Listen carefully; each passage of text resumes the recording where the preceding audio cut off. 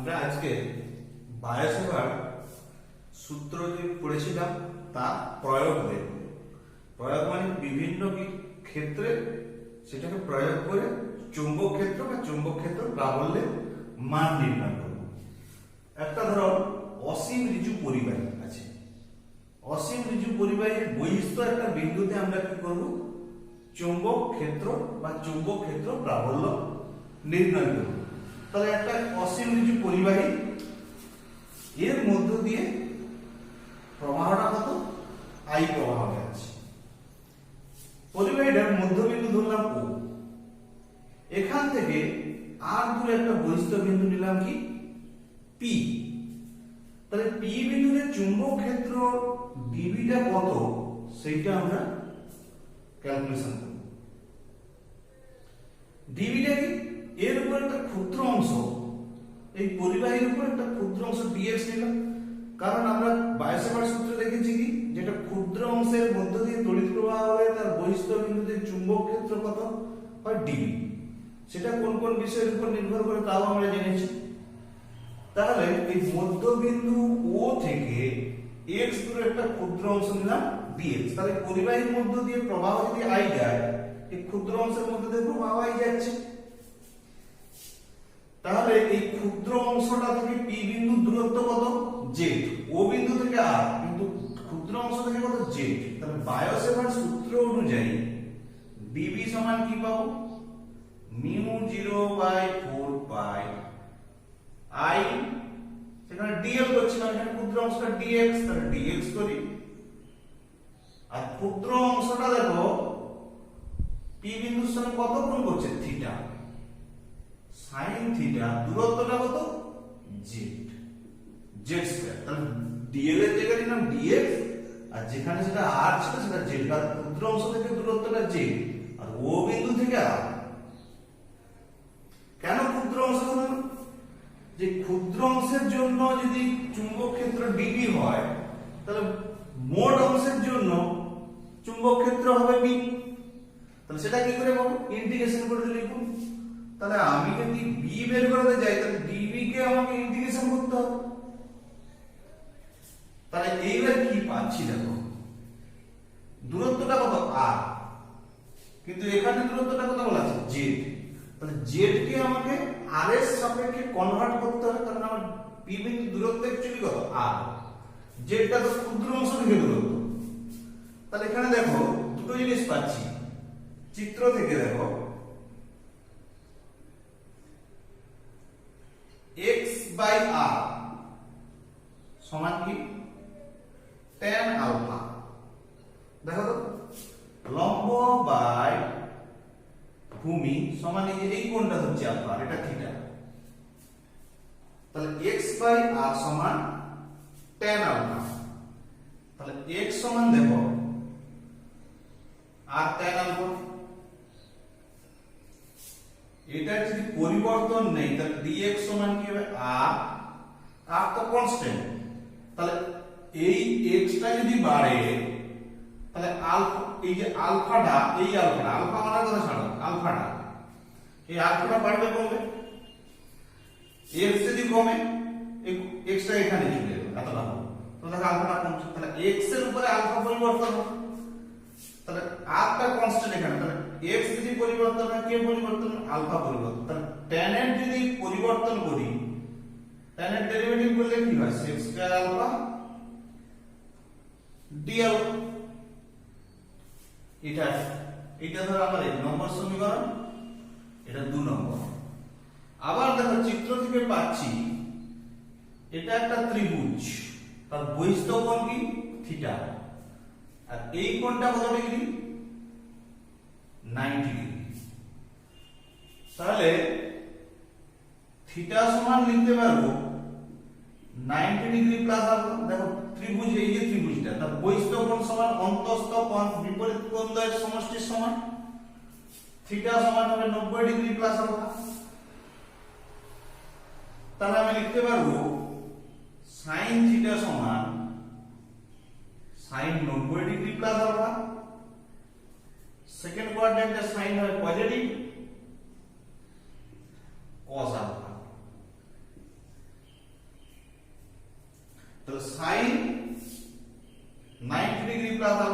cos alpha 3 number সমীকরণ। আরেকটা পাচ্ছি দেখো r বাই z,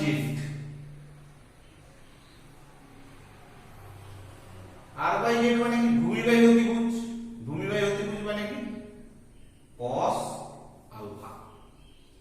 তাহলে এখান থেকে বলতে পারবো z সমান r বাই cos আলফা সমান r sec আলফা। এটি আমার 4 নম্বর সমীকরণ। এখন কি করব, 1 নম্বর সমীকরণে এই ভ্যালুগুলো বসাই। তাহলে আমার 1 নম্বর সমীকরণে এই তিনটে ভ্যালু বসাই। তাহলে 1 3 আর কোথা থেকে পাবো, 1 2 3 4, চারটে সমীকরণ থেকে কি পাচ্ছি দেখো, dv সমান মিউ 0 বাই 4 পাই, তার dx এর জায়গায় চলে এলো r sec square alpha d alpha, sin থিটার জায়গায় এলো cos আলফা, z স্কয়ারের জায়গায় এলো r square sec square alpha. এর মধ্যে sec স্কয়ার আলফা ক্যান্সেল,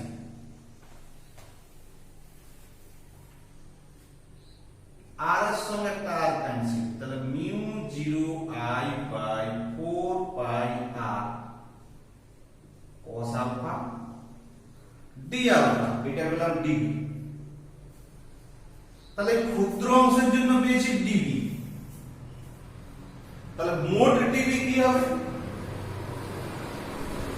মোট v কি হবে, dv এর ইন্টিগ্রেশন করব। তাহলে mu 0 i by 4 pi r cos alpha integration করব। cos আলফার ইন্টিগ্রেশন, কারণ টোটালটা এইটুকু ক্ষুদ্র অংশের জন্য হচ্ছে dv, এইখান থেকে পুরো ধরো পরিবাহীটা ab পরিবাহী, তাহলে টোটাল ab পরিবাহীর জন্য আমার টোটাল ক্যালকুলেশন করতে হবে। আমরা তো যে কোনো একটা জায়গায় ছোট অংশ নিয়ে নিচ্ছি, সেটার জন্য ক্যালকুলেশন করে পেয়েছি এটা। তাহলে টোটাল ক্যালকুলেশন করতে গেলে তাহলে এখান থেকে যেটা যোগ করছিলাম, তাহলে এই মাথা থেকে যোগ করি, এই যে রেড লাইন দিয়ে দেখিয়েছি। তাহলে এখন এই কোণটা আলফা ছিল, এধারটা ধরি আলফা 1, এধারটা ধরবো আলফা 2। তাহলে দেখো 0 থেকে এই ধারটা করতে গেলে কি হবে, 0 থেকে আলফা 1 লিমিট, আবার এদিকটা নিচটা করতে গেলে 0 থেকে আলফা 2 লিমিট। তার মানে দুটো লিমিট যোগ হচ্ছে, দেখো একটা 0 টু আলফা 1 আর একটা 0 টু আলফা 2।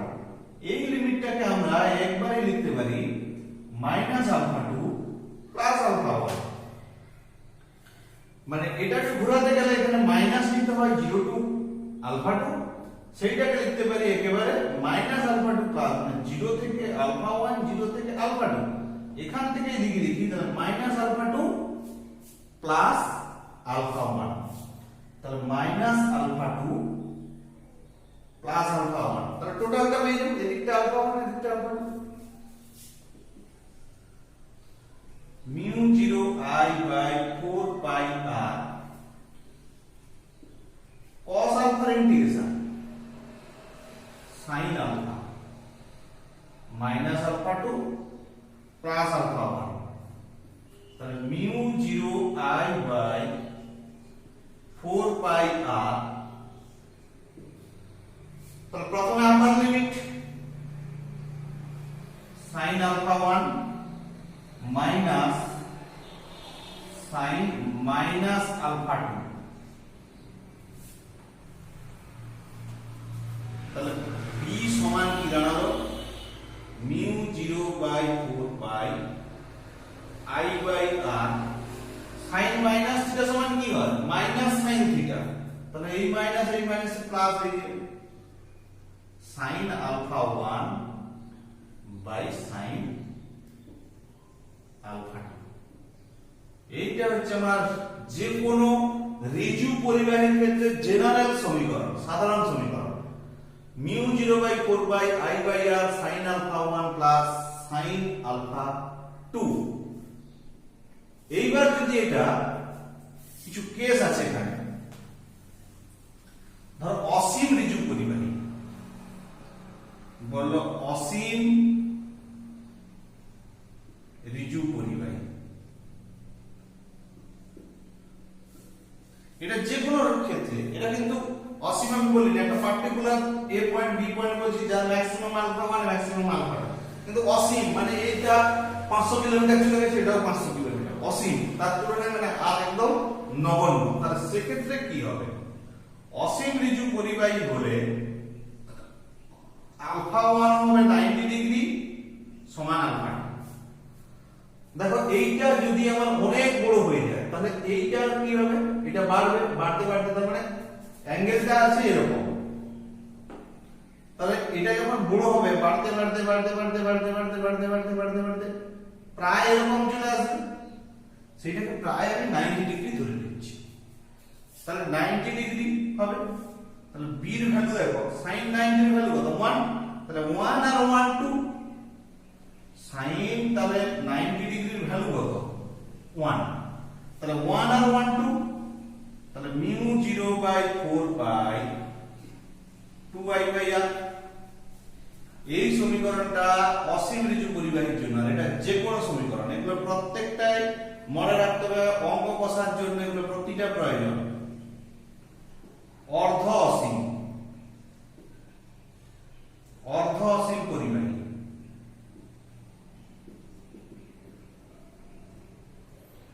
আলফা 1 সমান 90 ডিগ্রি, আলফা 2 সমান 0 ডিগ্রি, মানে এদিকটা নেই, তাহলে এদিকটা 90 ডিগ্রি হবে আর এদিকটা 0 ডিগ্রি হবে, অর্ধেকটা আছে অর্ধেকটা নেই। তাহলে b সমান কি হবে? Mu 0/4 pi i by r। তার sin 0 এর ভ্যালু কত? sin 90 এর ভ্যালু 1 আর sin 0 ডিগ্রির ভ্যালু 0। এইটা তাহলে অসীম ঋজু হলে এটা, অর্ধ অসীম হলে এটা, আর যে কোনো ভাবে এটা। তাহলে একটা ঋজু পরিবাহীর ক্ষেত্রে, যে কোনো সাধারণ ঋজু পরিবাহীর ক্ষেত্রে চুম্বক ক্ষেত্রের মান কত? এটা। অসীম ঋজু পরিবাহীর ক্ষেত্রে এটা, অর্ধ অসীম ঋজু পরিবাহীর ক্ষেত্রে হবে এই মানটি।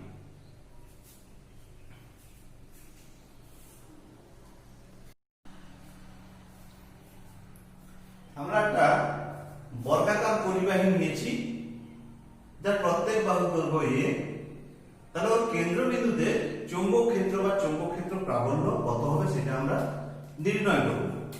তাহলে এটা একটা a b c d বর্গাকার পরিবাহী, এর মধ্য দিয়ে প্রবাহ যাচ্ছে।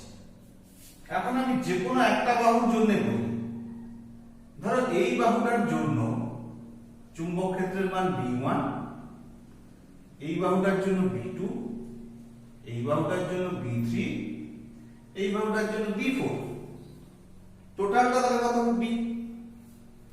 একটার জন্য করতেছি, তাহলে এই বাহুটা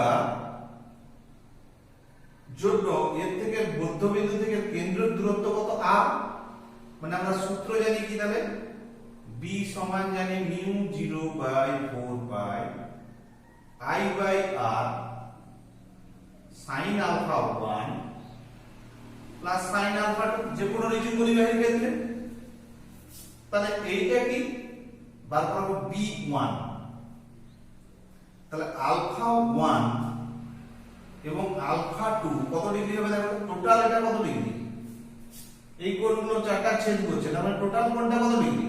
90 ডিগ্রি। তাহলে এগুলো প্রত্যেকটা 45 ডিগ্রি, মানে sin 45 ডিগ্রির ভ্যালু কত? 1/√2। টোটাল বাহুটার দৈর্ঘ্য কত? a, তাহলে তার অর্ধেক r, তাহলে r সমান a/2। এখান থেকে বাহুটার দৈর্ঘ্য a, r, তাহলে অর্ধেকটা কি? r, তাহলে r সমান কি? a/2। তাহলে b1 মানে ab অংশের জন্য পাচ্ছি, b1 সমান হবে mu 0/4 pi i by r এর ভ্যালু 1/√2 প্লাস 1/√2,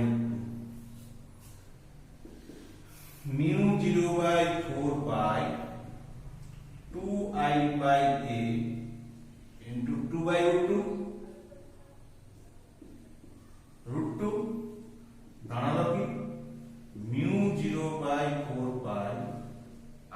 a 2√2 এইটা ক্যালকুলেশন পেলাম b1। আচ্ছা এই b1 টা যে পাচ্ছি এই অংশের জন্য b1 টা কোথায়? এইখানে মানটা b1, এখানে b1 না, এই অংশের জন্য পাচ্ছি b1, এই অংশের জন্য b2, এই সব তো b1। তাহলে এইখানে যে b1 টা আমি পাবো সেটা কোন দিকে হবে? দেখো পরিবাহী কোন দিকে আছে? ডান দিকে। তার মানে b1 টা পেলাম কি নিম্নমুখী। একই রকম ভাবে b2 টা কত পাবো? সেম ডিসটেন্স সব কিছু একই রকম ভাবে b2 যে পাবো, b1 যা হবে একই রকম, এটাও আলফা একই, প্রত্যেকটা দেখো সমান তো। তাহলে b1 ও যা হবে b2 হবে তা, b3 হবে একই, b2 হবে কত? μ0/4 পাই I/a 2√2। এটাও দেখো পরিবাহীর কোন দিকে? পরিবাহীর ডান দিকে। ওই বুড়া আঙুলের নিয়ম বাদ দাও, পরিবাহীর ডান দিকে। দেখো এইদিকে পরিবাহী, তার ডান দিকের বিন্দু, তাহলে এটাও cos। একই রকম ভাবে দেখো এটা সমান হবে b3, এটাই সমান হবে b4, সবগুলাই একই হবে। দেখো b3 এর মান হবে একই, b3 ও দেখো কোন দিকে? ডান দিকে, নিম্নমুখী।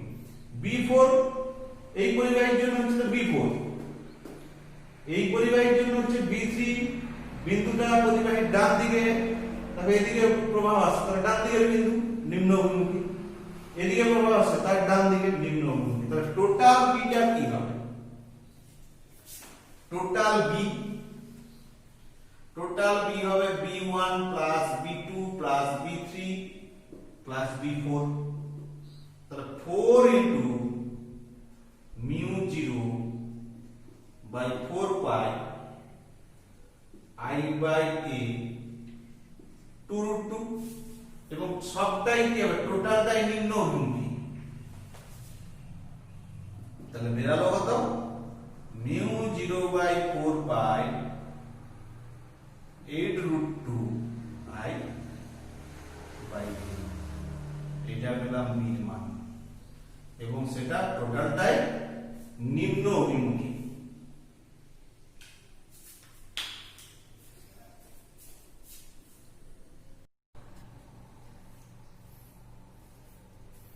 এরপর কি? একটা সমবাহু ত্রিভুজাকার পরিবাহী প্রত্যেক বাহুর দৈর্ঘ্য a ওর ভর কেন্দ্রে চুম্বক ক্ষেত্র আমরা নির্ণয় করব। তাহলে a b c একটা সমবাহু ত্রিভুজ যার প্রত্যেক বাহুর দৈর্ঘ্য কি? a বাহুর দৈর্ঘ্য a বাহুর দৈর্ঘ্য a। তাহলে প্রথমে a b অংশের জন্য এখানে চুম্বক ক্ষেত্র হলো b1, bc এর জন্য b2 আর c এর জন্য b3, তিনটে চুম্বক ক্ষেত্র সৃষ্টি হচ্ছে। এবার দেখো b1 টা পরিবাহীর কোন, b1 টা যেটা হচ্ছে পরিবাহীর কোন বিন্দুতে কোন দিকে আছে? এটা তো আমার o বিন্দু, এখানে নির্ণয় করব o বিন্দুতে টোটাল বিটা কত নির্ণয় করব। তাহলে b1 টা যেটা হবে এখানে এই পরিবাহীর জন্য এটা কোন দিকের বিন্দু? ডান দিকের বিন্দু। তাহলে ডান দিকের বিন্দু মানে কি? b1 টা হবে নিচের দিকে, b2 টাও দেখো এই পরিবাহীর জন্য, তাহলে এই BC যে পরিবাহীটা তার কোন দিকে বিন্দু? ও বিন্দু আছে ডান দিকে, তাহলে B2 হবে নিচের দিকে এবং B3 ও হবে নিচের দিকে। তাহলে সবগুলোই হচ্ছে নিচের দিকে। তাহলে B সমান সাধারণ সমীকরণ কি? এটা μ0/4 পাই I/π সমান সূত্র থেকে যেটা পেয়েছি। এর ক্ষেত্রে টোটাল এই কোণটা কত ডিগ্রি? 120 ডিগ্রি।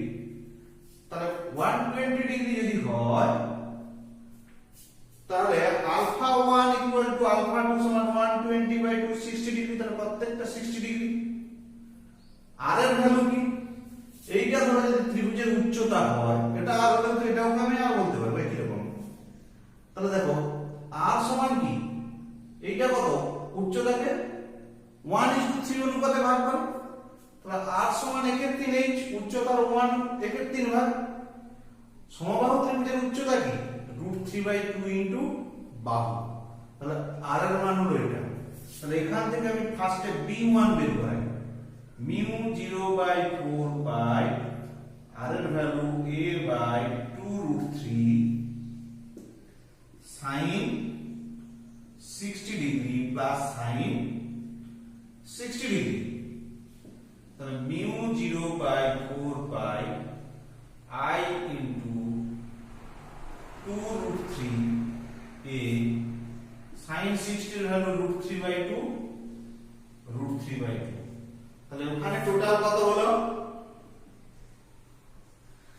মিউ 0/4 পাই 2√3a into 2√3/2, তাহলে 2 কেটে গেল, টোটাল দাঁড়ালো কি মিউ 0/4 পাই I/a into 6 into 6, এইটা b1, এই b1 টা বা বলতে পারবো একেবারে 6i/a, তাহলে এই যে টোটাল ভ্যালুটা পেলাম এটা কোন দিকে হবে b1 টা, b1 টা তো এই পরিবাহীর জন্য, তাহলে এই তার ডান দিকের বিন্দু এইটা, তাহলে এটা হবে ডাউন। b1 টা হচ্ছে কোথায়, এখানে নয়, b1 হচ্ছে এইখানে, আমি দেখাচ্ছি যে ab পরিবাহীর জন্য মান কত b1, b1 টা হচ্ছে কোনখানে এইখানে, b1 টা বাইরে নয়, এই পরিবাহীর জন্য b1 এখানে, বোঝা গেল কি জিনিসটা, এই পরিবাহীর জন্য এখানে হচ্ছে b1, তাহলে সেই b1 টা কোন দিকে হবে, দেখো পরিবাহীর ডান দিকে এটা, তাহলে একই রকম এটা সমান হবে b2 সমান হবে b3, কারণ b2 ও দেখো b2 হবে, এই যে b2 পাচ্ছি এটা এই পরিবাহীর জন্য এই বিন্দুতে, তাহলে এই বিন্দু হলে পরিবাহীর ডান দিকে, এটাও ডাউন ওয়ান এটাও ডাউন ওয়ান, টোটালটা, তাহলে টোটাল বিটা কি হবে, টোটাল বিটা হবে মিউ 0/4 পাই 6i/a into 3, তাহলে মিউ 0/4 পাই 18i/a, এবং টোটালটা নিশ্চয়ই নিম্নমুখী। এগুলো একটা সমবাহু ত্রিভুজের পরিবাহীর জন্য প্রত্যেক বাহুতে দৈর্ঘ্য এ হলে তার ভরকেন্দ্রের চুম্বক ক্ষেত্রের মান। এই বিগুলো আমার ছবিটা আঁকার সুবিধার্থে আমি বাইরের দিকে আঁকছি, যে এই AB পরিবাহীর জন্য O বিন্দুতে চুম্বক ক্ষেত্রের মান B1, BC পরিবাহীর জন্য O বিন্দুতে চুম্বক ক্ষেত্র B2, CA পরিবাহীর জন্য O বিন্দুতে চুম্বক ক্ষেত্র B3, এবং দেখো প্রত্যেকটা ডান দিকে, এই জন্য টোটাল যোগ হচ্ছে। এবার একটা জিনিস সবসময় আমি প্রত্যেকটা চুম্বক ক্ষেত্র ক্যালকুলেশন করেছি, একটা জিনিস যদি চুম্বক ক্ষেত্র না হলে যদি ক্ষেত্র প্রাবল্য দিত, ক্ষেত্র প্রাবল্য নির্ণয় করতে গেলে কি করতে হবে, প্রথমটা আমি লিখেছিলাম চুম্বক ক্ষেত্র বা চুম্বক ক্ষেত্র প্রাবল্য, কিন্তু আমি ক্ষেত্র প্রাবল্য নির্ণয় করিনি, প্রত্যেকটা জায়গায় যদি ক্ষেত্র প্রাবল্য বলে দেয় তখন কিন্তু আমাকে H নির্ণয় করতে হবে, H মানে কি b/μ0, তখন হবে 1/4 পাই 18i/a, ক্লিয়ার, প্রত্যেকটা জায়গায় লক্ষ্য করতে হবে চুম্বক ক্ষেত্র বলছি না ক্ষেত্র প্রাবল্য, যদি চুম্বক ক্ষেত্র বলে তাহলে B, বা চুম্বক আবেশ বললে B, যদি ক্ষেত্র প্রাবল্য বলে তাহলে কিন্তু আমাকে H নির্ণয় করতে হবে, মানে যেটা হবে তাকে মিউ0 দিয়ে ভাগ করে দিতে হবে।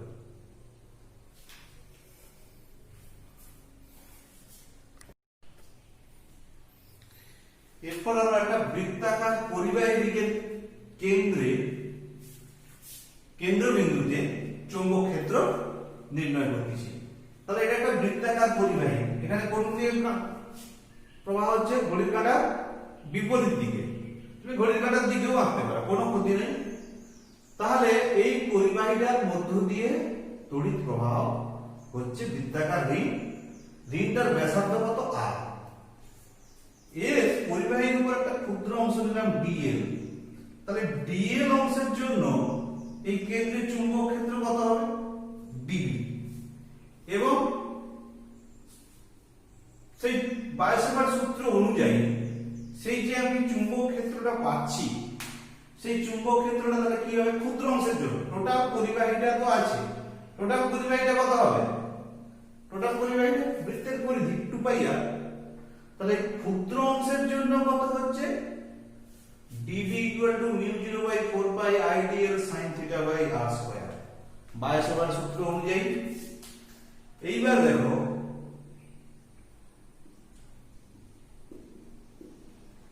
ক্ষুদ্র অংশের সঙ্গে ব্যাসার্ধটা কত কোণ করবে? 90 ডিগ্রি। তাহলে ক্ষুদ্র অংশের সঙ্গে ব্যাসার্ধ সবসময় কত? ক্ষুদ্র অংশ নিলাম, ক্ষুদ্র অংশ, তাহলে তার সঙ্গে যে ব্যাসার্ধ সবসময় সে ক্ষুদ্র অংশের সঙ্গে এখানে কত কোণ হবে? 90 ডিগ্রি। 90 ডিগ্রি কোণ। তাহলে mu 0 by 4 pi ideal by r square. তাহলে টোটাল বিটা কেন্দ্রে যে বিটা উৎপন্ন হবে বি সমান কি হবে? তাহলে ইন্টিগ্রেশন করতে হবে mu 0 by 4 pi i by r square, এগুলো তো ধ্রুবক রাশি। তাহলে ইন্টিগ্রেশনটা কার হবে? dl। dl টা যদি এখান থেকে শুরু হয়, ঘুরতে ঘুরতে ঘুরতে ঘুরতে পুরোটা আসবে, তাহলে dl এর মান কত? 0 থেকে ম্যাক্সিমাম কত হতে পারে? টোটাল পরিবাহীটার দৈর্ঘ্য। টোটাল পরিবাহীটার দৈর্ঘ্য কত? 2 পাই r। তাহলে এটা যদি আমরা ক্যালকুলেশন করি তাহলে কি হচ্ছে? Mu 0 by 4 pi i by r square dl এর ইন্টিগ্রেশন কি? l। তাহলে ভ্যালু দাঁড়ালো কি? Mu 0 by 4 pi i by r square. এটা প্রথমে আবার লিমিট 2 পাই r মাইনাস 0 আর বসাচ্ছি না, একবারে শুধু 2 পাই আর বসে দিচ্ছি। তাহলে পাই পাই ক্যান্সেল, 2 2 ক্যান্সেল, আর একটা ক্যান্সেল। তাহলে বি লাস্টে দাঁড়ালো কি? Mu 0 i by 2r। তাহলে একটা বৃত্তের কেন্দ্রের চুম্বক ক্ষেত্রের মান কত হবে? Mu 0 i by 2r। দিক কি হবে? এবার কিন্তু ওই বাম দিকের বিন্দু কি ডান দিকের বিন্দু যেটা মুষ্টিবদ্ধ নিয়ম দিলে হবে না, এখন করতে হবে কি? ঘড়ির কাঁটার নিয়ম। প্রবাহটা কি হচ্ছে? ঘড়ির কাঁটার বিপরীত দিকে ঘুরছে, তাহলে কি হবে? নিশ্চয়ই এটা এই ক্ষেত্রে ডট হবে। যদি ঘড়ির কাঁটার দিকে ঘুরতো তাহলে এটা প্লস হতো, এটা তো বাম পাক, বাম পাক মানে ডট। এই হলো আমার একটা বৃত্তাকার পরিবাহী রিংয়ের কেন্দ্রবিন্দুতে চুম্বক ক্ষেত্রের মান। এবার আমরা নেক্সট করব, হ্যাঁ একটা জিনিস এখানে বলি, যেটা এটা কত? একটা পাকের কুণ্ডলী। যদি এটা এরকম অনেকগুলো পাকের কুণ্ডলী থাকতো, যদি n সংখ্যক পাক থাকতো, তাহলে সব জায়গায় একটা করে আমার n গুণ করতে হতো। এটা n পাকের জন্য। তাহলে n পাক হলে কি হতো? n পাকের জন্য কি হবে? n পাকের জন্য হবে, n পাকের জন্য b সমান হবে তখন মিউ 0 ni বাই 2r। একটা পাক হলে mu 0 i by 2r, n পাক হলে হবে মিউ 0 ni বাই 2r।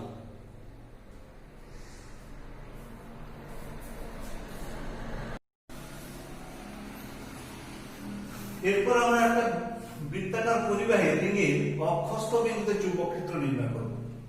তাহলে এটা একটা বৃত্তাকার রিং, এর ব্যাসার্ধ কত? r। এর পরিধির উপর একটা ক্ষুদ্র অংশ নিলাম dl। এই dl অংশটা, ক্ষুদ্র অংশটা যে স্পর্শক টানা হয়েছে, এই যে স্পর্শক, এই স্পর্শকের সঙ্গে কত কোণ করবে? সব সময় ক্ষুদ্র অংশটা ক্ষুদ্র অংশের সঙ্গে স্পর্শক কোণ কত করবে? 90 ডিগ্রি। আবার এই ক্ষুদ্র অংশের সঙ্গে ব্যাসার্ধ এখানে কোণ কত করছে? 90 ডিগ্রি। তাহলে দুটো আলফার মান এখানে কত? 90 ডিগ্রি। আর দূরত্বটা r1, কেন্দ্রবিন্দু ধরি, কেন্দ্রবিন্দু থেকে যে এই বিন্দুটা বহিস্থ p বিন্দু, এর দূরত্ব হচ্ছে x। তার মানে অক্ষের উপরে, বৃত্তের যে কেন্দ্র থেকে যে অক্ষ, সেই অক্ষের উপরে আমি p বিন্দুতে নিয়েছি। তার মানে ধরো 3 ডাইমেনশনাল ক্যারেক্টার। তো ধরো এটা একটা রিং, এরকম একটা রিং, রিংয়ের তড়িৎ প্রবাহ যাচ্ছে, রিংয়ে ধরো তড়িৎ প্রবাহ হচ্ছে। তাহলে এই তড়িৎ প্রবাহ অনুযায়ী এখানে একটা চুম্বক ক্ষেত্রের সৃষ্টি হচ্ছে। মানে চুম্বক ক্ষেত্রটা কি হবে? বৃত্তের রিং এর বরাবর যদি প্রবাহ হয় তাহলে কেন্দ্রে কি হয় বাইরের, এটা যে চুম্বক ক্ষেত্রটা সিস্টেমেটিক বাইরের দিকে হবে। দেখো আমি বাইরের দিকে চুম্বক ক্ষেত্র, এই যে স্পর্শকটা এই অক্ষের সঙ্গে থিটা কোণ করছে, তাহলে স্ক্রুর নিয়ম অনুযায়ী এটা তো এদিকে ঘুরতেছে, তাহলে চুম্বক ক্ষেত্রটাও এরকম একটা ঘুরবে। চুম্বক ক্ষেত্রটা ওর সঙ্গে মানে যে রিংটা, রিং এর সঙ্গে লম্বভাবে থাকছে, তাহলে এই কোণের সঙ্গে তাহলে এইখানে ধরো যে চুম্বক ক্ষেত্রটা কোণ বরাবর হবে, এখান থেকে যে পি বিন্দুটা, পি বিন্দু থেকে ধরো এই দিকে হচ্ছে, তাহলে সেটা এই অক্ষের সঙ্গে এটা যদি থিটা হয়, এই অক্ষের সঙ্গে এটা থিটা কোণ করছে, থিটা কোণ করছে। তাহলে লম্ব অক্ষের সঙ্গে চুম্বক ক্ষেত্রটা এটা যদি স্পর্শকের সঙ্গে যদি থিটা কোণ করে, তাহলে লম্ব অক্ষের সঙ্গে চুম্বক ক্ষেত্রটা কত কোণ করলো? থিটা কোণ করলো। তাহলে থিটা কোণ যদি করে থাকে এইভাবে যে এটা থিটা, এইটা থিটা, কিন্তু এটা থিটা, এটা থিটা হবে না, এক্ষেত্রে এখানে এটা থিটা হবে। তাহলে লম্ব বরাবর উপাংশ কি? ডিবি cos θ, মানে এই বরাবর উপাংশ হচ্ছে ডিবি cos θ, এই অক্ষ বরাবর উপাংশ কি ডিবি sin θ, উলম্ব বরাবর উপাংশ ডিবি cos θ। আর এই যে ওপি অক্ষ, পি বিন্দুটাকে আমি এখানে লিখতে পারি যে ওপি বরাবর যে অক্ষ, সেই অক্ষ বরাবর উপাংশ কি ডিবি sin θ। তাহলে আমি ইন্টারেস্টেড, এইটা নিয়ে আমি কোনো ইন্টারেস্টেড নয়, আমাকে ইন্টারেস্ট থাকতে হবে এই জিনিসটাকে যে ডিবি sin θ এই বরাবর, অক্ষ বরাবর। তাহলে এই ক্ষুদ্র অংশের জন্য অক্ষ বরাবর চুম্বক ক্ষেত্র কত হলো? ডিবি। এই ডিএল ক্ষুদ্র অংশের জন্য পি বিন্দুতে চুম্বক ক্ষেত্র কত হলো? ডিবি। কিন্তু ডিবি নিয়েও আমি ইন্টারেস্টেড নয়, যে ডিবি হয়েছিল এটা নিয়েও আমি ইন্টারেস্টেড নয়। ইন্টারেস্টেড কি? যে অক্ষ বরাবর কত হয়েছে। তাহলে ডিএল ক্ষুদ্র অংশের জন্য পি বিন্দুতে চুম্বক ক্ষেত্র হলো ডিবি, তার দুটো উপাংশ ডিবি cos θ, ডিবি sin θ, অক্ষ বরাবর কোন উপাংশ হলো ডিবি sin θ। তাহলে এটা নিয়ে আমাকে ভাবতে হবে, ওগুলোর কথা ছেড়ে দেব। তাহলে প্রথমে আমি বায়োসাভার্ট সূত্র অনুযায়ী ডিবি আগে বের করি। ডিবি সমান কি হয়? Mu 0/4 pi I DL sin theta বা আলফা যাই লিখো, আমি যদি এটা ধরো আর যদি আমরা sin একদম ডাইরেক্ট মুছে দিচ্ছি 90 ডিগ্রি। একেবারে sin যে কোণটা আলফা থিটা, এটাকে যদি থিটা ধরো, এটাকে লিখবে আলফা, কোনো ক্ষতি নেই। তাহলে dv sin 90 degree by the distance কত? z square. একেবারে মান বসে দাও। তাহলে মিউ 0/4 পাই, তুমি যদি তোমার যদি মনে হয় যে না আমি এটা থিটা ধরবো, ধরো এটা থিটা, এটা ধরবে আলফা, তখন dv sin আলফা, কোনো অসুবিধা নেই। তাহলে mu 0 I DL by Z square. তাহলে b সমান কি হবে? Mu 0/4 pi I Z square DL. কোন অংশটা? এটা তো ডিবি যে কোন অংশ, আমি কোন অংশ করতেছি, তাহলে এইটার ইন্টিগ্রেশন করতে হবে। এটার ইন্টিগ্রেশন করলে হবে না শুধু, কারণ ওই বরাবর উপাংশকে ডিবি sin θ, তাহলে ডিবি ইনটু sin θ অক্ষ বরাবর মোট উপাংশ, মোট মান শুধু ডিবি নয়, অক্ষ বরাবর ডিবি sin θ, তাহলে ডিবি sin θ তার ইন্টিগ্রেশন করব। তাহলে লিমিট এখানে দেখো শুধু ডিএল এর পরিবর্তন, ডিএল টা কত হতে পারে? Maximum 2 pi r. তাহলে এই ভ্যালু বসিয়ে দেই, mu 0/4 pi I by Z square sin θ, আর ডিএল এর ইন্টিগ্রেশন কত? 2 পাই আর। মানে এইটা টোটাল ভ্যালুটা কত? 2 পাই আর। এই ডিএল টা, আর এগুলো তো যেমন ছিল তেমন কনস্ট্যান্ট হয়ে যাবে। তাহলে এটা ক্যান্সেল হলে 2 বেরিয়ে এলো। তাহলে mu 0 I by 2 R Z square sin θ। তাহলে mu 0 I by R 2 Z square sin θ মানে কি? sin θ মানে কি হয়? লম্ব বাই অতিভুজ। sin θ এর ভ্যালু বসালাম r বাই z। তাহলে ক্যালকুলেশন করলে দাঁড়ালো mu 0 I r square by 2 z cube. Mu 0 I R square. Z মানে কি অতিভুজ। দেখো অতিভুজকে আমি কি লিখতে পারবো, লম্ব স্কয়ার প্লাস ভূমি স্কয়ার। জেড সমান কি, জেড সমান দেখো রুট ওভার আর স্কয়ার প্লাস এক্স স্কয়ার। তাহলে এই ব্যাপারটা বুঝতে দিলাম। তাহলে এখান থেকে ফাইনালি আমি কি বলতে পারবো, mu 0 I R square by 2 into r square plus x square to the power 3/2। এইটি তাহলে আমি টোটাল বি পেলাম। এটাই হচ্ছে আমার অক্ষ বরাবর যে কোনো চৌম্বক ক্ষেত্রে বি।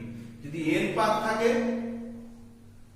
এন পাকের ক্ষেত্রে বি সমান হবে mu 0 N I R square by 2 into r square plus x square to the power 3/2।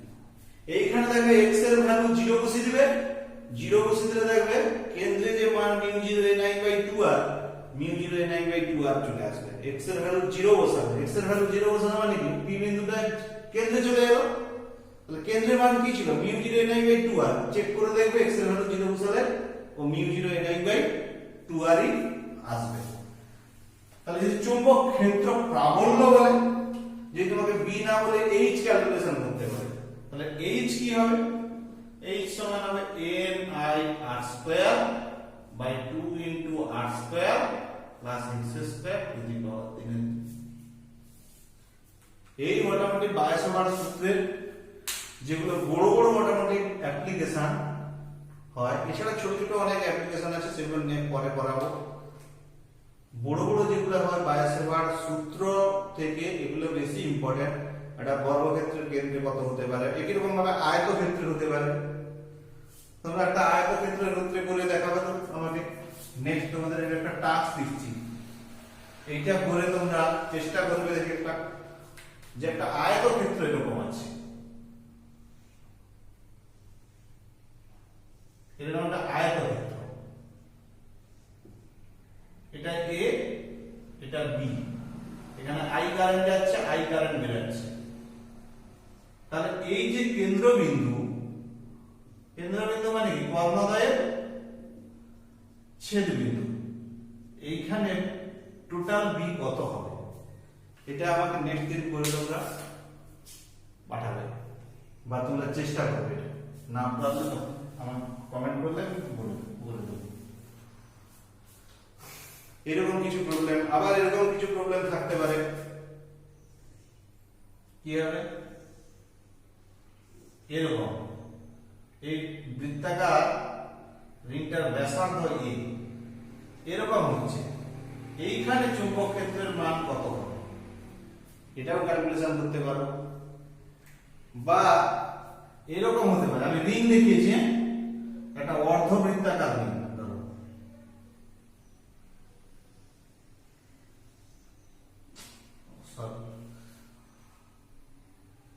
এরকম একটা অর্ধবৃত্তাকার, এটা পজিটিভ প্রান্ত দিয়েছে, এটা ব্যাটারি, এখান দিয়ে কারেন্ট যাচ্ছে, এটা কেন্দ্রবিন্দু, ধরো এটা কেন্দ্রবিন্দু ও, কেন্দ্রবিন্দু ও, ব্যাসার্ধ কত আর ব্যাসার্ধের একটা অর্ধবৃত্তাকার রিং, এইখানে ওতে তার চুম্বক ক্ষেত্রের মান কত। এরকম বিভিন্ন ভাবে প্রবলেম থাকতে পারে। মেন যে দুটো বড় প্রবলেম তোমার হচ্ছে অসীম ঋজু পরিবাহী, আর একটা হচ্ছে বৃত্তাকার রিংয়ের অক্ষস্থ, এগুলো বড়। এইগুলো কিন্তু সব ছোট ছোট প্রবলেম। বায়োসাভার্ট সূত্র লাগে, যেমন তোমরা কুলম্ব সূত্র দিয়ে স্থির তড়িতের বিভিন্ন জ্যামিতিক আকারে চুম্বক ক্ষেত্র, তড়িৎ ক্ষেত্র নির্ণয় করেছিলে, এখানে কিরকম ভাবে চুম্বক ক্ষেত্র বা চুম্বক ক্ষেত্র প্রাবল্য তোমাদেরকে নির্ণয় করতে হবে।